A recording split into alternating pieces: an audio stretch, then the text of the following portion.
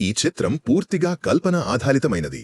ఇందులో చూపబడిన పాత్రలు, సంఘటనలు, సంస్కృతులు, సంప్రదాయాలు, మతాలు, గ్రహాలు, గెలాక్సీలు లేదా వాస్తవాలతో ఏవైనా పోలికలు ఉంటే అవి పూర్తిగా యాదృచ్ఛికమైనవే మరియు ఉద్దేశపూర్వకమైనవి కావు.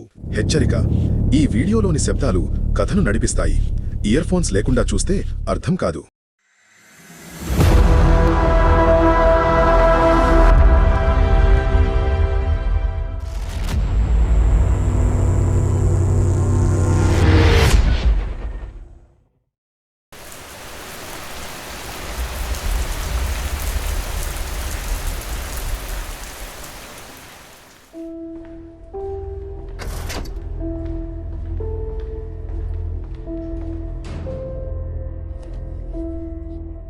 నాకు సమాధానం కావాలి.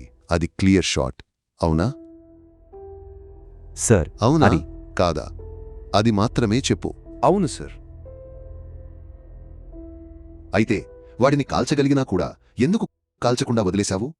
అతను ఇంకా టీనేజర్ మాత్రమే సార్. గన్నున్నా పిల్లాడే. I can't shoot him. వయస్సు నిజాలను మార్చదు. ఆ రోజు నువ్వు వాడిని వదిలేశావు. ఈ రోజు వాడు సీనియర్ ప్రభుత్వ అధికారులను కిడ్నాప్ చేశాడు. వారిలో ఒకరు ఇప్పటికే చనిపోయారు. టెర్రరిస్ట్ పలువురు సీనియర్ ప్రభుత్వ అధికారులను కిడ్నాప్ చేశాడు. మా ధృవీకరించిన వర్గాల ప్రకారం వారిలో ఒకరు హత్యకు గురయ్యారు. ఇప్పటి వరకు అతను తన డిమాండ్లను వెల్లడించలేదు. మరిన్ని అప్డేట్స్ కోసం చూస్తూనే ఉండండి. టీవీ 420.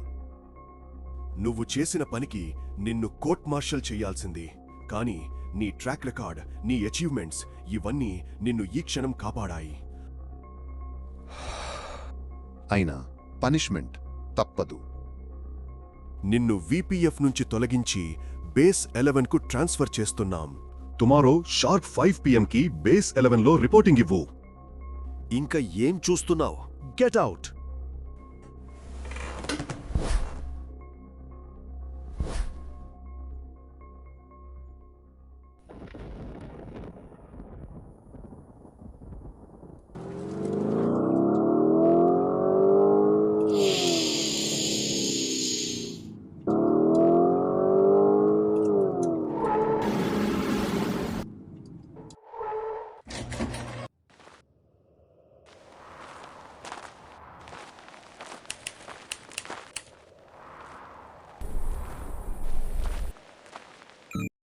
Access granted.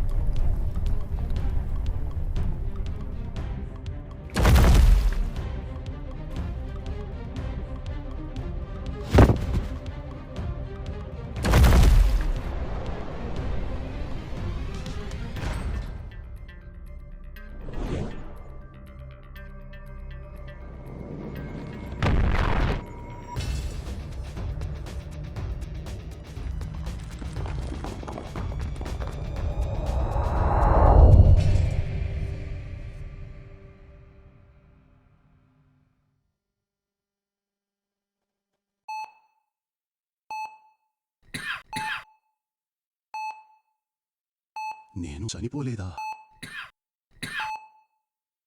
ఆహా, మీరు చనిపోలేదు సార్. మీరు చాలా లక్కీ. ఒక వారం క్రితం జరిగిన ఫైర్ యాక్సిడెంట్లో మీ బేస్ మొత్తం కాలిపోయింది.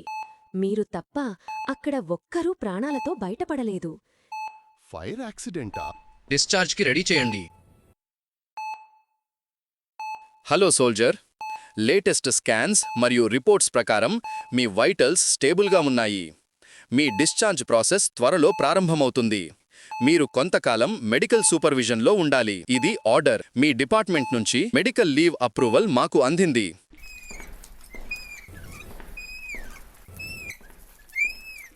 డిశ్చార్జ్ పేపర్ల మీద సైన్ చేసిన క్షణం నుంచే అతని లోపల ఇంకో యుద్ధం మొదలైంది.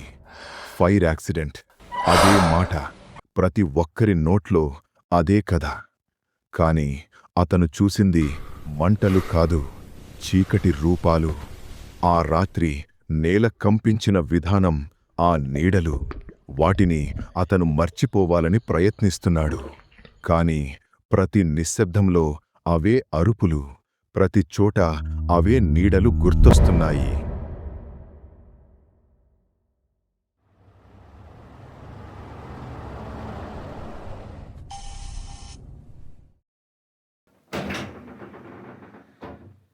Hi. Hi sir, medical agreement ప్రకారం మీకు ప్రతి సోమవారం ఒక రొటీన్ చెకప్ ఉంటుంది. మీరు పూర్తిగా కోలుకునే వరకు అది కొనసాగుతుంది.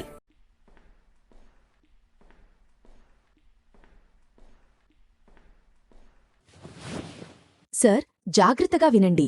మీరు డిశ్చార్జ్ అయినా మీ బ్లడ్ ప్రెషర్, బ్రెయిన్ యాక్టివిటీ ఇంకా స్థిరంగా లేవు. కాబట్టి మీ వైటల్ స్కాన్ చేసి ఇంజెక్షన్ డోస్ నిర్ణయిస్తాను.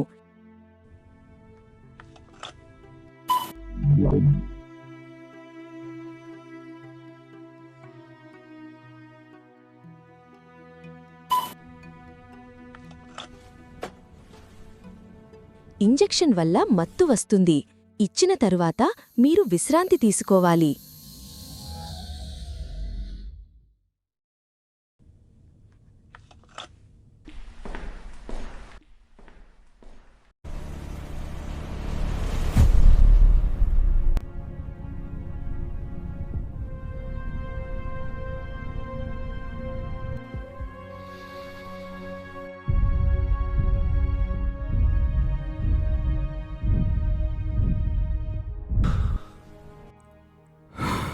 కొంతసేపటి తర్వాత అతను నిద్రలేచాడు.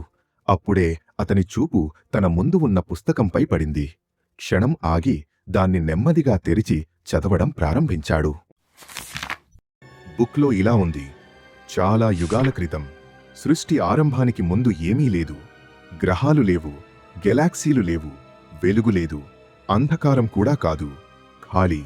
ఆ శూన్యంలో ఉన్నది కేవలం ఇద్దరు మాత్రమే, ఫ్రే మరియు బ్రాగీ.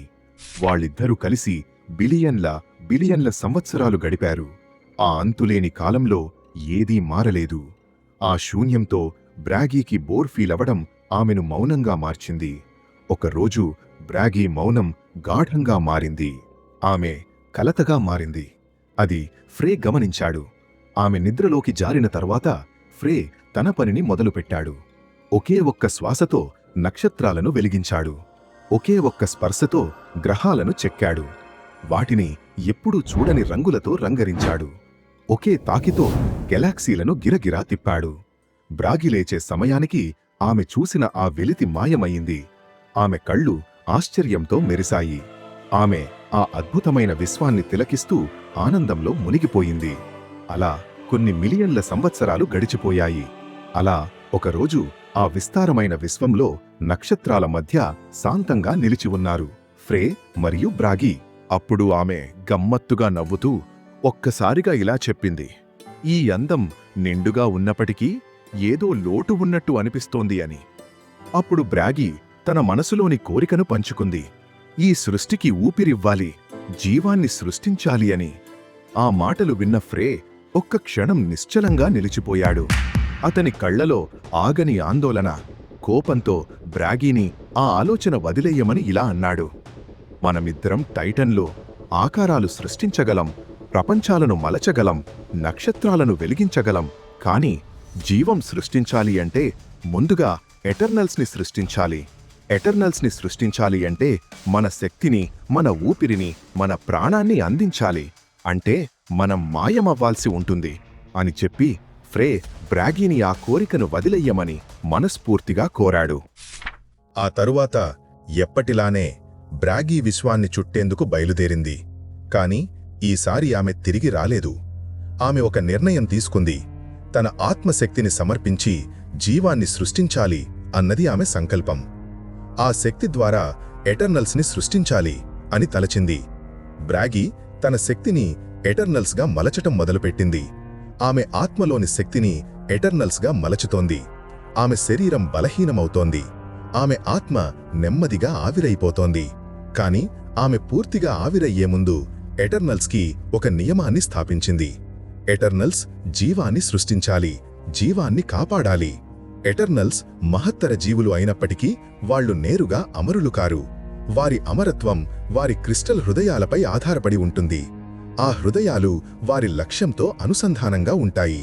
అంటే చివరి జీవం ఏ గ్రహం మీదైనా, ఏ నక్షత్రం మీదైనా, చంద్రుడి మీదైనా ఉన్నంతవరకు ఎటర్నల్స్కి మరణం ఉండదు. కాని ఒకవేళ జీవం నశిస్తే ఎటర్నల్స్ కూడా ఉండరు. అలాగే ఎటర్నల్స్ శక్తి జీవ జనాభా మీద ఆధారపడి ఉంటుంది. జీవం పెరిగితే ఎటర్నల్స్ బలంగా మారతారు. అదే జీవం తగ్గితే ఎటర్నల్స్ శక్తి క్షీణిస్తుంది. ఎటర్నల్ తమ యొక్క సైన్యాలు విధేయులుగా ఉండేందుకు సైన్యాలను నియంత్రించాలి, వారి అవసరాలు తీర్చాలి. బ్రాగీ మొత్తం 60 ప్రత్యేకమైన ఎటర్నల్స్ని సృష్టించింది. ప్రతి ఎటర్నల్కి 60 వేడ సైనికులనిచ్చింది. తనలో నుంచి చివరి ఊపిరి, చివరి కాంతి కూడా ఎటర్నల్స్లోకి వెళ్లిపోయిన క్షణం బ్రాగీ సుదీర్ఘంగా, శాంతిగా విశ్వంలోకి లయమయ్యింది. అచ్చంగా ఆ సమయంలో ఆమె ఎక్కడ ఉందో పసిగట్టి ఫ్రే ఆమె కోసం వెతుకుతూ వచ్చాడు. తన కళ్ల ముందే బ్రాగీ నెమ్మదిగా ఆవిరియవుతున్న దృశ్యం చూశాడు. ఆ ఒక్క క్షణంలో ఆమెను పట్టుకోవాలన్న తపనతో ఫ్రే పరిగెత్తాడు. కాని ఆమె అతని చేతుల ముందే ఆకాశంలోకి కలిసిపోయింది. ఆ దురాంతం చూసిన ఫ్రే తట్టుకోలేకపోయాడు.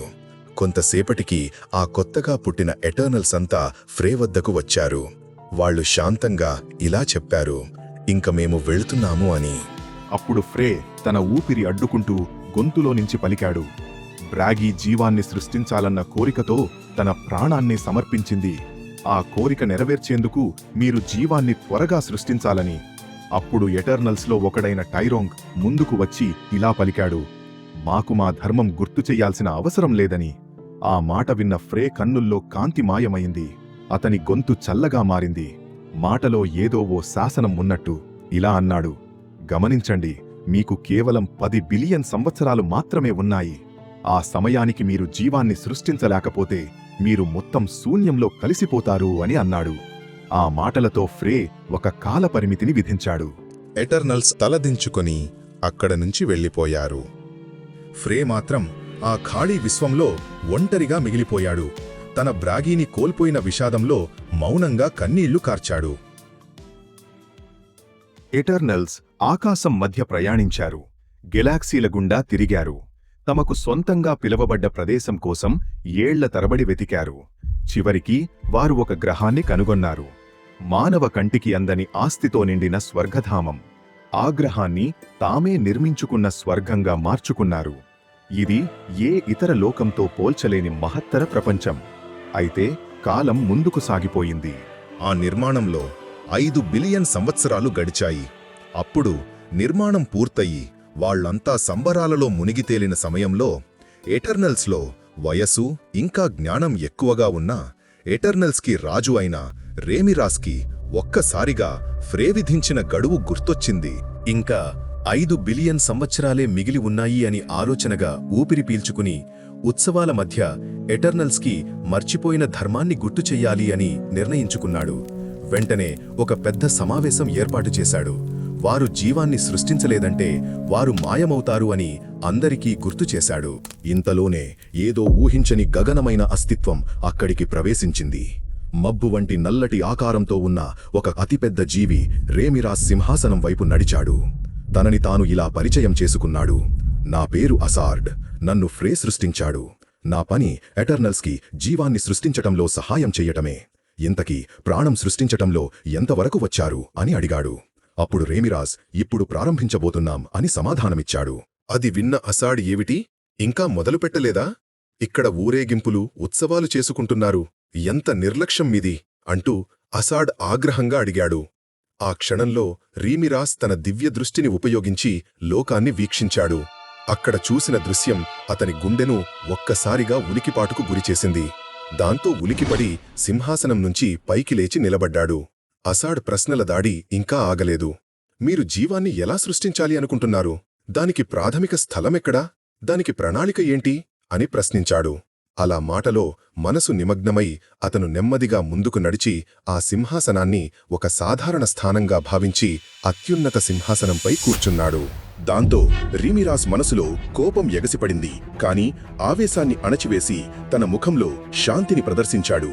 ఆ సమయంలో టైరోంగ్ సహనాన్ని కోల్పోయి వచ్చి అసాడ్ను ఆ సింహాసనం నుంచి దిగమని గర్జనతో ఆదేశించాడు. అప్పుడు అసాడ్ సరే అని పైకి లేచి స్వర్గంలో తనకి తన వాళ్లకి ఉండేందుకు చోటు చూపించమన్నాడు. అప్పుడు టైరాంగ్ అసహ్యంతో నీలాంటి వాళ్లని ఇక్కడ ఉండనిస్తామని ఎలా అనుకున్నావ్ అని అన్నాడు. అసాడ్ తన అడిగిన దాంట్లో తప్పేంటి అని అడిగేలోపే జైనియర్ ముందుకు వచ్చాడు. అతను తన చేతిని తిప్పగానే ఒక ప్రకాశవంతమైన అద్దం అసాడ్ ముందు ఏర్పడింది. దాంట్లో అసాడ్ తన ప్రతిబింబాన్ని చూశాడు. అప్పుడే టైరాంగ్ ఇలా అన్నాడు, ఇదే నీ స్వరూపం. మేమంతా బ్రాగీ సౌందర్యానికి ప్రతిబింబాలం, కాని నువ్వు ఫ్రే యొక్క శోకానికి ప్రతిబింబం. నీ రూపం చీకటి, ఇంకా భయానకం. నీ ఉనికి స్వర్గానికి ఒక అవమానం. ఇలాంటి వాడిని మేము ఈ స్వర్గంలో ఎలా అంగీకరించగలం అని అసాడ్ను అవమానించాడు. ఆ మాటలు విన్న వెంటనే అసాడ్ చేతులు టైరోన్కు గొంతును బిగించి అతన్ని ఆకాశంలోకి ఎత్తి ఒక్కసారిగా విసిరిపారేశాడు. టైరోన్కు శరీరం స్తంభాలకు ఢీకుంటూ దూరంగా పడిపోయాడు. దాంతో స్వర్గమంతా ఒక్కసారిగా కంపించిపోయింది. కాసేపటికి టైరంక్ లేచి కోపంతో ఉవ్వెత్తున ఎగసిపోయాడు. అతడు గర్జిస్తూ అసాడ్ మీదకు దూసుకొచ్చాడు. ఆ క్షణం సృష్టి అంతా నిశ్శబ్దంగా మారినట్టు అనిపించింది. వాళ్ళిద్దరూ ఢీకొట్టబోయే ఆ క్షణంలో ఆకాశాన్ని చీల్చేస్తూ ఒక ప్రకాశవంతమైన వెలుగు స్వర్గాన్ని కమ్మేసింది. ఆ వెలుగు వాళ్ల ఇద్దరి మధ్య ఓ కవచంలా ఏర్పడింది.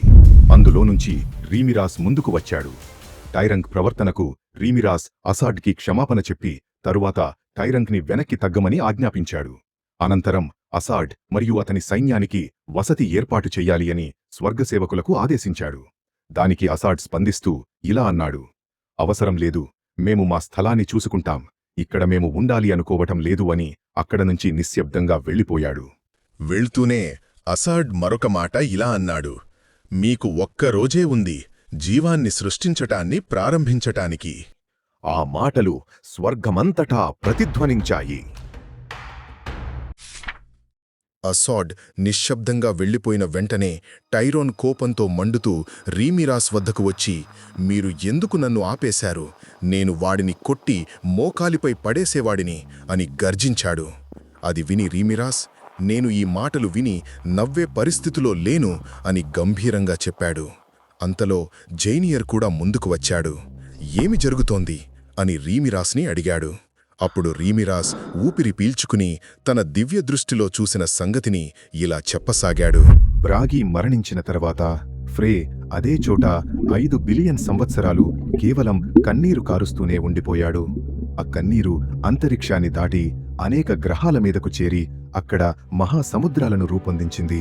కాని ఫ్రే ఏడుస్తూనే ఉండిపోయాడు. ఏడుపు తగ్గలేదు, బాధ మరవలేదు. అప్పుడే ఫ్రే ఒక నిర్ణయం తీసుకున్నాడు. బ్రాగీ లేకుండా తనకు జీవితం విలువలేదని. కాబట్టి బ్రాగీ కలలు కన్న జీవసృష్టిని త్వరగా సాధించాలనే ఆశతో తన ఆత్మను త్యజించి మరో 60 మంది ఎటర్నల్స్ను సృష్టించాలని నిర్ణయించుకున్నాడు. కాని అతని బాధ చాలా తీవ్రంగా మారింది. అతని భావోద్వేగాలు నియంత్రణ కోల్పోయాయి. తాను ఆలోచించే శక్తిని కోల్పోయాడు. ఆ ఆవేశంలో పొరపాటుగా 60 మందికి సమానమైన శక్తి కలిగిన ఒకే ఒక ఎటర్నల్ను సృష్టించాడు. అతడే అసాడ్. అయితే ఫ్రే ఒక్క బాధ్యతను మాత్రమే ఆ అసాడ్కు విధించాడు, ఇతర ఎటర్నల్స్కు జీవసృష్టిలో సహాయం చేయడం. ఇంకా ఎలాంటి కట్టుబాట్లు అతనిపై లేవు. అసాడ్ క్రిస్టల్ హృదయానికి ఎలాంటి నియమాలు లేవు. అతను అమరుడు. అలాగే తన సైన్యాన్ని నియంత్రించాల్సిన అవసరం కూడా లేదు. వారు ఎప్పుడూ అతనికి విధేయులుగానే ఉంటారు అని చెప్పాడు. ఆ తర్వాత రైమిరాస్ చివరిగా హెచ్చరికగా ఇలా అన్నాడు: ఎటర్నల్స్లో ఎవ్వరూ ఉద్దేశపూర్వకంగా అసాడ్ను రెచ్చగొట్టరాదు. రేపటి నుంచే జీవసృష్టి ప్రక్రియను ప్రారంభించాలి. ఇదే అంతిమ ఆదేశం. ఆ మాటలతో స్వర్గమంతా నిశ్శబ్దంగా మారింది. కాసేపటికి టైరాంక్ మరియు జేనియర్ ఇద్దరూ రైమిరాస్ వద్దకు వచ్చి ఇలా అడిగారు: మీరు ఆ అసాడ్కు భయపడి వాడు చెప్పినట్టు చేయడం మాకు నచ్చలేదు అని. అది విన్న రైమిరాస్ కళ్లలో మంట మెరిసింది. ఊపిరి ఆపి గంభీరంగా చెప్పాడు: మీ కోపం నాకు అర్థమవుతోంది, కాని నేను ఎప్పుడూ ఎవరికీ భయపడి ఏం చేయను. అసాడ్ ఈ క్షణానికి మనలో అత్యంత శక్తివంతుడిగా ఉండొచ్చు, కాని మనందరికీ తెలుసు, జీవం పెరిగే కొద్దీ మన శక్తి కూడా పెరుగుతుంది. కాని అసాడ్కు అలా కాదు. తనకు చావు లేకపోవచ్చు, కాని మనమంతా కష్టపడితే అతనికన్నా బలవంతులుగా మారచ్చు. కాబట్టి ఇది లొంగిపోవడం కాదు, ఇది ఒక వ్యూహం అని సమాధానమిచ్చాడు. అతని మాటలు గాలిలో దగదగమంటూ వారి అందరిలో కొత్త ఆత్మవిశ్వాసాన్ని నింపాయి. ఆ ఆదేశంతో ఐగోఫ్ జీవసృష్టి కోసం అనుకూలమైన గ్రహాలను వెతకడం ప్రారంభించింది. అదే సమయంలో అసార్డ్ మరియు అతని అనుచరులు కూడా తమ నివాసానికి అనువైన స్థలాన్ని వెతుకుతూ ప్రయాణంలో ఉన్నారు. వీరి మార్గాలు తెలియకుండానే ఒకే గ్రహానికి దారితీశాయి. అది వార్త్. అది ఫ్రే యొక్క కన్నీటి తాకిడికి లోనైన ఒక అద్భుత లోకం. అసార్డ్ ఆ గ్రహంపై అడుగుపెట్టిన వెంటనే దాని లోతులో ఒక శక్తివంతమైన ఉనికిని అతను అనుభూతి చెందాడు. వెంటనే అతనికి అర్థమైంది, అదే తన కొత్త నివాసమని. అస్సాడ్ మరియు అతని అనుచరులు అక్కడ తమ నివాసాన్ని నిర్మించారు. అస్సాడ్ అక్కడ ఉన్నాడని తెలియకుండా అదే సమయంలో ఐగోఫ్ ఆ గ్రహాన్ని పరిశీలించింది. వార్త్ యొక్క ఘనమైన వాతావరణం, ప్రాచీన జలాలు, జీవశక్తికి అనుకూలమైన భూమి ఆమెను ఆకట్టుకున్నాయి. తరువాత ఆమె వార్త్ను జీవాన్ని ప్రవేశపెట్టేందుకు మొదటి గ్రహంగా ప్రకటించింది. కాని ఆమెకు తెలియలేదు, అప్పటికే ఆ లోకానికి అస్సాడ్ రాజు అని. ఎటర్నల్స్ చివరికి జీవసృష్టి ప్రక్రియను ప్రారంభించారు. తొలి దశలో వారు మేధస్సు తక్కువగా ఉన్న జీవరాశులను సృష్టించి వాటిని వార్త్ గ్రహంపైకి పంపించారు. ఆ జీవులు తమ సంతానాన్ని పుట్టించసాగాయి. అలా జీవం వ్యాపించసాగింది. అయితే కాలానంతరం ఎటర్నల్స్ ఒక అసాధారణమైన విషయం గమనించారు. జీవరాశి యొక్క మేధస్సు ఎంత అభివృద్ధి చెందినదైతే తమలోకి వస్తున్న శక్తి అంత ఎక్కువగా మారుతోందని గ్రహించారు. దాంతో వారు మరింత సంక్లిష్టమైన జీవరూపాలపై పరిశోధన ప్రారంభించారు. అలా వారు ఒక గొప్ప నమూనాను రూపొందించారు. ఆ జీవులు ఆలోచించగలగాలి, అభివృద్ధి చెందగలగాలి, సృష్టించగలగాలి. అలా వారు మానవ జాతికి రూపాన్ని తీర్చిదిద్దారు. చివరికి మొదటి మానవ జంట అయిన లూసీ మరియు గొడాన్ను సృష్టించారు. వారిని వార్త్ గ్రహంపైకి పంపించే ముందు ఎటర్నల్స్ కొన్ని నిబంధనలను విధించారు. వారు స్వర్గం నుండి వార్త్ గ్రహానికి ప్రయాణించే సమయంలో వారి మెదడు పూర్తిగా మూతబడుతుంది. వారు వార్త్ గ్రహంపై అడుగుపెట్టిన క్షణంలో వారి మెదడు తిరిగి సజీవమవుతుంది. వారు ఇద్దరిని వేర్వేరు ప్రదేశాల్లో దింపబడతారు. వారు ఒకరిని మరొకరు వెతికి కలుసుకుని వివాహ బంధంతో మానవ జాతికి పునాది వేయాలి. అనుకున్నట్టుగానే వార్త్పైకి చేరుకున్నాక వారి మెదడు తిరిగి సజీవమైంది. కొంతకాలానికి వారు ఒకరిని ఒకరు కలుసుకోవడంతో ప్రయోగం విజయవంతమైంది. అలా ఎటర్నల్స్ రెండో జంటను తయారు చేసే పనిని ప్రారంభించారు.